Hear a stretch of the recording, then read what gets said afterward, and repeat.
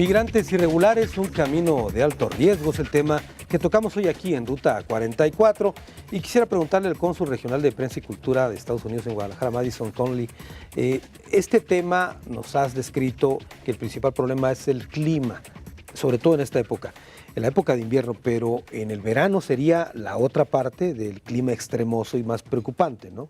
Sí, porque en el verano la gente sufre en el calor. Debido al calor, las condiciones sin agua, sin comida, sin protección del sol, el riesgo de perder su vida o al menos sufren lesiones, como dice mi colega, es extrema. Y cuando una persona se considera una migración regular, particularmente irregular, a través del desierto, no somos todos atletas contra el sol. Claro. Ahora, la frontera de México con Estados Unidos es demasiado extensa y el número de elementos que tiene la Guardia Fronteriza es muy limitada para recorrerla. Me refiero en el momento de rescatar gente que esté extraviada en el desierto. ¿Es así? Es así. Y sí, algunas docenas tienen la suerte gracias a la Guardia Fronteriza o la Guardia Mexicana, pero muchos más, cientos, no tienen la suerte. Ahora, ¿cuáles son los puntos de más, digamos, tráfico en la frontera? ¿Los tienen identificados? Hemos hablado del desierto, pero existen otros pasos más. Bueno, en donde hay los pasos más directos a las zonas urbanas. No muy cercanos a las puertas legales, pero no muy alejadas tampoco. Sí, exacto. Ajá. Estaríamos hablando cerca de Nogales, cerca de Caléxico, o sea, ¿de qué lado? Ciudad Juárez, cercano ahí, ¿no? Sí, exacto. Bueno, ¿y qué han encontrado? ¿Han encontrado túneles, por ejemplo? Encontramos túneles para pasar droga, pero para pasar indocumentados. Nueva túnel en Tijuana, otra parte. Sí, pero también necesitamos hablar sobre los crímenes y los organizados, la delincuencia que se depende sobre túneles y otras formas de alentar, atraer más y más gente. Claro. El comercio de humanos es comercio. Claro.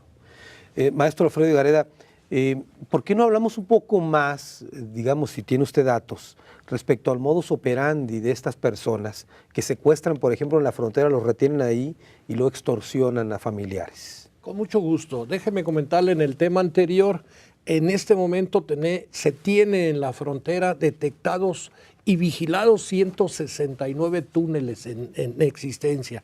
Esos son los que se han localizado y los existentes, más los que se sigan buscando o encontrando, ¿sí? Claro. Pero ya acaban de implementar un sistema robótico para que detecten los túneles nuevos que se hagan en la frontera o los que ya estén, que sea el robot quien vigile los túneles y ya no los oficiales de migración, claro, o el ejército o quien sea, ¿sí?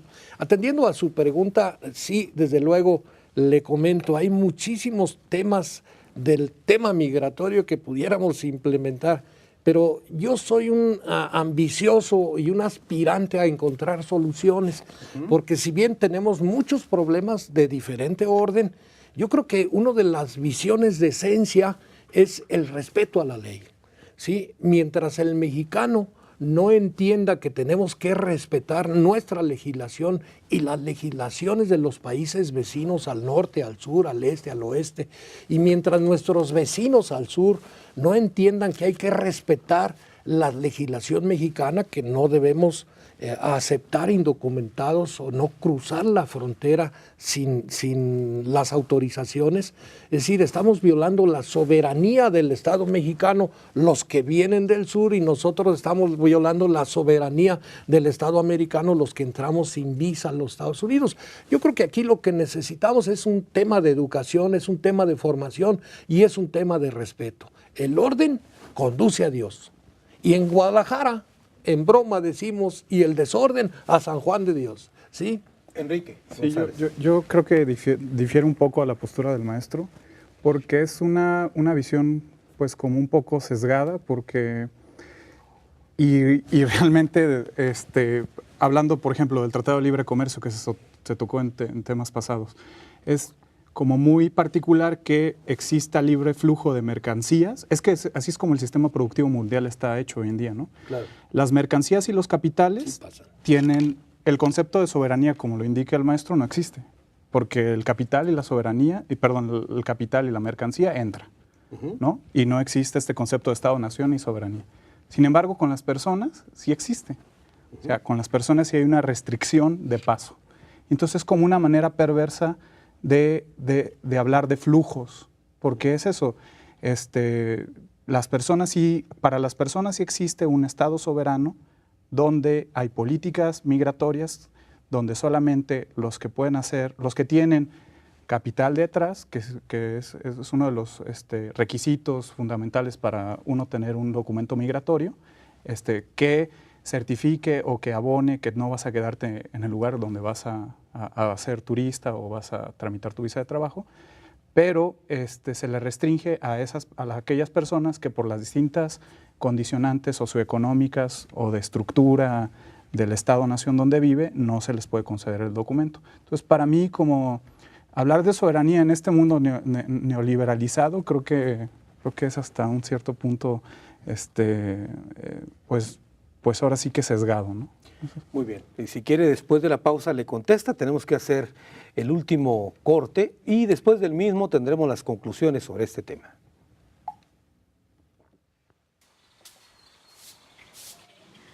Mi hija María Elena se fue y jamás regresó. Vino un hermano mío de Estados Unidos y él se la llevó. Le dijeron que iba a ser una buena paga, pero implicaba irse ella sola. Te vas tú sola y pues dejas a tus hijos con tu mamá. Me dijo que ella iba a regresar. No se preocupe, yo le voy a mandar dinero mientras que no me pueda venir, pero yo voy a regresar con mis hijos. Hace como unos 20 años, yo creo, hasta ahorita.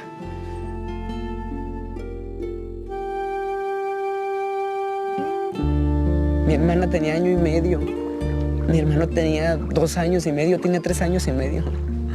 Éramos unos bebés, prácticamente necesitamos el amor, el cariño, la educación que da un amor.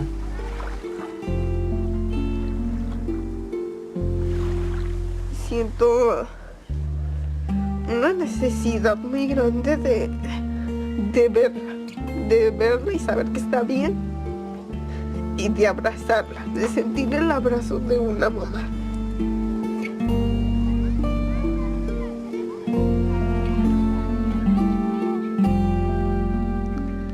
Muchas veces dice uno, si estuviera muerto ya sabía dónde estaba. Pero sin saber ni qué.